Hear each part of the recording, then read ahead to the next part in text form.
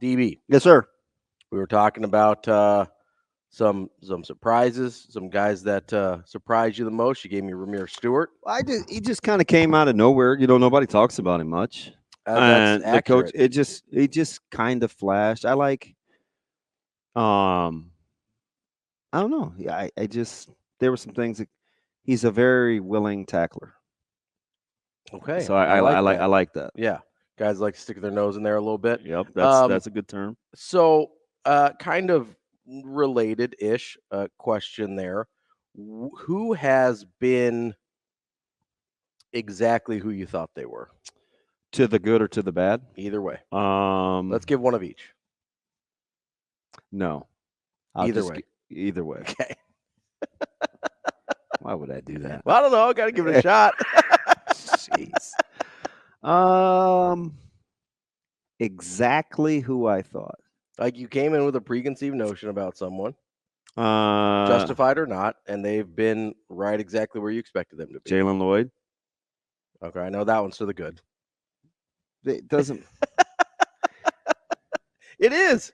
You've been very pleased with how Jalen. You said that you thought he was going to be one of the top 3 guys this year. I got one for you, Mr. Know-It-All. Here's another one. You ready? Yeah. Dylan Raiola. I have no idea what that one means. Now, how about that? Two people that are exactly who I thought they were. Okay. I know. I just know you're very high on Jalen Lloyd. Well, and here's the thing, with whatever evaluations are, like my frame of reference and my starting point typically has things to do with things you cannot see. Yeah, with how they operate. Right. I was talking to one guy on Saturday about, and I've said this publicly too, about building a Division I athlete. I was talking to one of the parents of a young player. Okay. Huge fan of this particular individual. And it took me about 3 minutes to get to anything physical about him. Sure. It's just the way, and this is the first time I've ever met these parents. Mindset, ways wired, way he operates. Yeah. And things that I can appreciate too, because they have a younger son. There's just a lot that I gravitate towards if I can learn something. So I want to know, like if I see somebody, a guy or gal doing something at a high level, I want to know where that came from, right? Like, ooh, I wonder what the whole nature versus nurture thing was. So sometimes I'm not afraid. I'll be nosy. I'll ask questions. Hey, growing up, like I'm totally, especially, I'm only good in those situations when, like, you have to almost be a stranger. I'm better with strangers than with people you know. Than with people I know. Yeah, because it's easier. I think it's easier to ask things of strangers because you don't actually care what their reaction is in terms of, like, I'm literally fact finding. Yeah, you're just or being complimentary in this instance. But generally, when you're talking about somebody you're usually not just the royal you of people in general are worried about, or at least cognizant about how someone might react to what they're saying. Whereas when it's strangers, you're like, well, I may never talk to this person again. It really doesn't matter. Yeah. Although sometimes you first impressions will creep up on you. Like, sure. You'll leave and you're like, I bet they thought I was a total weirdo. Or something like that. But it's okay because I'm like, I've learned to kind of to deal with people are going to think what they want. So I'm glad you brought that up because Coach Rhule said something on Thursday that's kind of been like eating at my brain a little bit here. Okay. And it was like it's funny when these things land on your I've been listening to Coach Hurley, Danny Hurley a lot. It wasn't that, Shane. Just the lowlights. And I think it was kind of a throwaway line, but throwaway in that nobody else paid attention to it, not that he didn't mean to say it. Oh, where are you going to take this one? So he says, he said, kids need adversity to spur them on to drive them, right? And it was part of a bigger answer, right? But that started setting off alarm bells in my head, right? Because there's two things that I firmly believe. Say that again. Kids need adversity to spur them on to drive them. So there's two things that I firmly believe. First of all, do you believe that? Yes. Okay.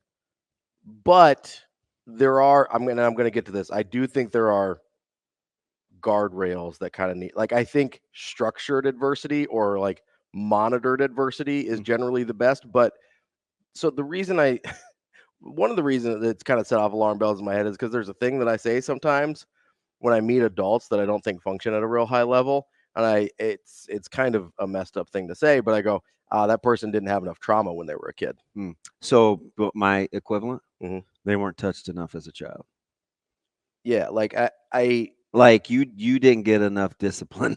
Yeah, is how I like to word. And I don't even know, like I don't even think of it in terms of like discipline. It's just like you didn't have enough bad things happen to you that you had to overcome in order to be functional as an adult. I'm vibing. Right? Yep, keep going. But so then I go from there, I go from Coach Rhule to this thing that I sort of say snarkily about people that I don't think are functioning at a real high level to there's this Malcolm Gladwell book called David versus Goliath. And he talks about the Blitzkrieg of London in the 40s and the difference between near misses and remote misses. And that's why I talked about the guardrails on the adversity, right? Because a remote miss in that context of London in the 40s when they were getting bombed by the Germans was you were aware of what was happening. Like the bombs were close enough to kind of shake your house, maybe break your windows. And like, it was a scary situation, but like you were fine. Your family was fine. It was scary, but you got through it. You got out of it. Right. Then there's near misses where maybe the house next to you got blown up. Maybe your house got blown up. Maybe you lost a family member. Right. The people, and there's been decades of study on this. The remote miss people end up functioning at a remarkably high level. The near miss people had too much trauma and they end up struggling really badly in general. So that's where I say like the guardrails to the adversity, because you need enough adversity to become a remote miss person. But if you get too much adversity, you become a near miss person where the trauma overtakes you. Yeah. And so I agree 100%. Kids need adversity to be able to function at a high level and to drive them and to move them.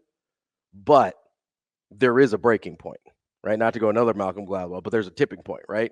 Where if you get too much of the adversity, it kind of ruins you, or it can ruin most people. And I've literally been thinking about that for 4 days. So I am in complete agreement with that. I don't think it was a throwaway line. I think it goes along in the grand scheme of things. Because this is funny, and I won't even use the players, but then I'll use, maybe I won't use his name, but I'll tell you a particular story real quick, the Cliff Notes version of a guy that is a freshman this year coming on campus. So yeah, I agree with that 100%, because what I say about the coaches clinic and taking it down to the wire and having to be accommodating it seems like kind of a non-issue, right? Oh, big deal, man. They had X amount of coaches. No, but it's the figure it out mindset. That's the thing. So, and I said this real time. I go, that is such a microcosm of how he wants his staff to function, right? Like it's not always going to go the way you want it to. And what are you doing in the meantime if the variables get to be too varied? When you're not controlling the controllables, like how do you function? Like what are some real life things? And I think the practical application was that when he would tell that staff, sports staff, hey man, figure it out. And it was stressful. And I think but he's got you though. Like the guardrails there are him and that staff. All right. Up to a certain point, you got to go figure it out. If it gets to be too crazy, hey man, come back and see me. But right now, let's do your job. I trust you. This is what I hired you to do. Those are the guardrails. Same as a player.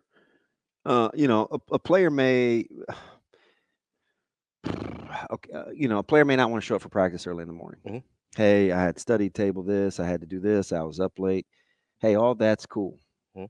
I appreciate that. This is the second time you called me. It's too short a notice. I need you at practice. Everybody else isn't changing because you may be a little bit tired. I'm not validating your feelings. I'm just not giving in to what you think the end result should be. I understand you were up late. Study table got you. You got to present.